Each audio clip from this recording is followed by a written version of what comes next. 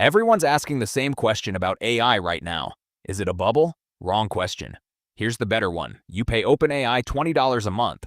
Behind that $20 is an industry spending hundreds of billions of dollars on chips, data centers, energy, and computing capacity. So how does a $20 subscription sit on top of a machine that expensive? That gap doesn't tell you whether AI is a bubble. It tells you where to look. Because the most expensive part of a business isn't always the part that creates the most value. And the thing customers pay for isn't always the thing carrying the greatest cost. So let's follow the $20, not to find out whether AI is real, to find out where the business actually begins. The obvious answer is infrastructure. More chips, more data centers, more power, more computing capacity. And that's real, and it's specific. Oracle signed a $300 billion 5-year cloud contract with OpenAI. AMD committed $90 billion in chip supply. SoftBank put $30 billion into OpenAI's latest funding round and is building out data center capacity alongside them.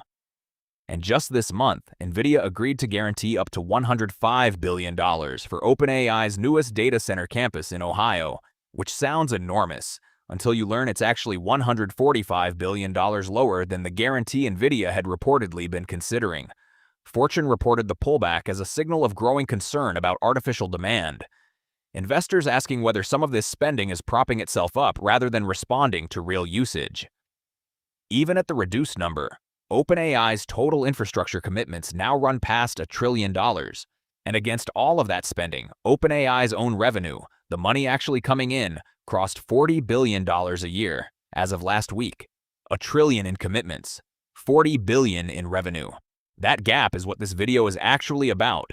That's not a rumor, that's the public record, just rarely gathered in one place. But here's where the story gets interesting. Infrastructure can be bought. Capacity can be rented. Computing can be supplied by someone else. None of that matters unless someone figures out what to do with all that computing power. Think about what you actually experience when you open ChatGPT. You don't see a data center. You don't see a GPU. You don't see an electricity contract. You see a box. You type something. An answer appears. An extraordinary amount of infrastructure has been compressed into an experience that feels almost weightless. That's one of the most important tricks in technology. The customer experiences the capability, not the machinery required to deliver it. So maybe the interesting question isn't who owns the machines. Maybe it's who has solved the harder problem on top of the machines. Imagine two companies. One is exceptionally good at building infrastructure. It can provide enormous computing capacity. The other doesn't necessarily own most of that infrastructure, but it's figured out how to put that capability into millions of people's hands, teach them what to do with it, and make the behavior feel normal. Which company has solved the harder commercial problem? There isn't an automatic answer, but there's an important distinction. Building capacity and creating demand are not the same problem. I've seen that distinction before, in a completely different industry. Early in my career, I worked around the nutrition and health business. And at one point, a company I was involved with made a decision that initially sounded almost absurd. They were going into the water business. The reaction wasn't excitement. It was, why? Water was already a difficult business. It was heavy. It was cheap. Moving something that was mostly water from one place to another was an expensive way to make money. The category was already under pressure. So why would a nutrition company deliberately walk into it? Then came the answer. We weren't going to ship the water. We were going to ship the part that went into it. The solute, the formulation, the small amount of material the customer would combine with water themselves. Suddenly, the logistics looked completely different. Instead of transporting something heavy and relatively low value, you could transport a tiny amount of a much higher margin product. It was a beautiful piece of commercial logic. Take the water out of the supply chain. The problem was, we had solved the wrong problem first, because there was no huge consumer demand for solute sitting there waiting for us. Nobody was waking up thinking, I need concentrated formulation today. We had solved logistics. We hadn't solved demand. And that was the harder part. The company had to create a reason for the product to exist in the consumer's mind. There were conferences. Experts and opinion leaders were brought into the conversation. Scientific and clinical positioning helped establish credibility around the formulation in the category. The product had to be connected to needs people already understood. Energy, recovery, hydration, convenience. The formulation itself wasn't enough. The company had to teach people why they should care. That's the part outsiders often miss. The clever part wasn't removing water from the product. The clever part was building the demand around what remained. Because once people wanted the product, the logistics advantage suddenly mattered enormously. The heavy thing had disappeared. The valuable thing was now the part being shipped. But first, somebody had to make people want it. Now go back to AI. The analogy isn't that AI is selling salt. It isn't. The analogy is the structure. In both cases, the obvious physical problem can be solved relatively quickly. The much harder commercial problem is what happens afterward. For the water business, the question was, how do we avoid shipping something heavy and low value? For AI infrastructure, the question is different. How do we turn enormous computing capacity into something people repeatedly use and eventually pay for? Because a data center doesn't create demand. A GPU doesn't create a habit. Electricity doesn't create a workflow. Something has to sit between the infrastructure and the customer. Something has to translate capability into behavior. And that's where the $20 becomes interesting. The customer isn't buying GPU time. They're not buying electricity or a data center. They're buying an outcome, an answer, a piece of work completed faster.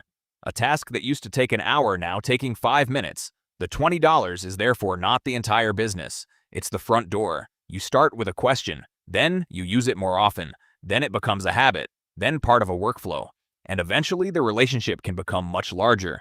A professional subscription, an enterprise contract, API usage, agents, entire business processes built around the capability. The same simple interface can sit at the beginning of all of those relationships. This creates a strange economic structure. The more useful the product becomes, the more people use it. More usage requires more computing. More computing requires more infrastructure. More infrastructure requires more capital. So success can actually make the underlying machine more expensive, which means the real question isn't simply, can they build more? They clearly can. The question is, can the value created on top of all that infrastructure grow fast enough to justify the cost of creating it? That's the question hiding behind the $20. And it's specific enough to have a name. Call it the $20 decoder. 4 things to watch instead of 1 price tag. Is usage becoming something people will actually pay for? Is willingness to pay increasing as AI moves deeper into real work? Who's carrying the infrastructure burden? And how dependent is the business on those partners staying willing? And is the value being created growing faster than the cost of creating it? That's the scoreboard, not the hype, not the panic. Because there are really 2 versions of the same fear happening right now. One says, this is a bubble, get out before it bursts.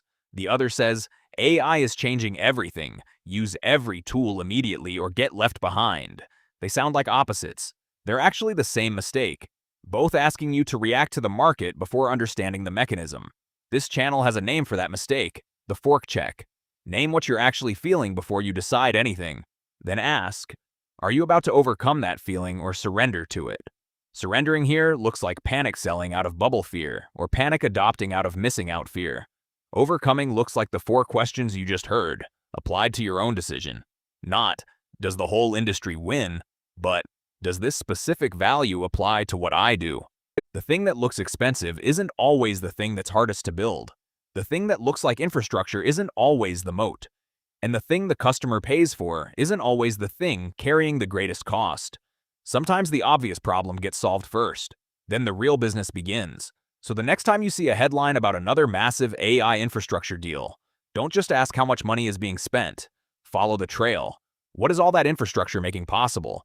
Who's turning it into something people actually use? And eventually who gets paid when that use becomes indispensable? Because the real business may not begin with the machine. It may begin with the $20. And what happens after you pay it? Different industries, different products, but often the same pattern underneath. If this is the kind of thing you want decoded, this is what the influence room does. Stay a while.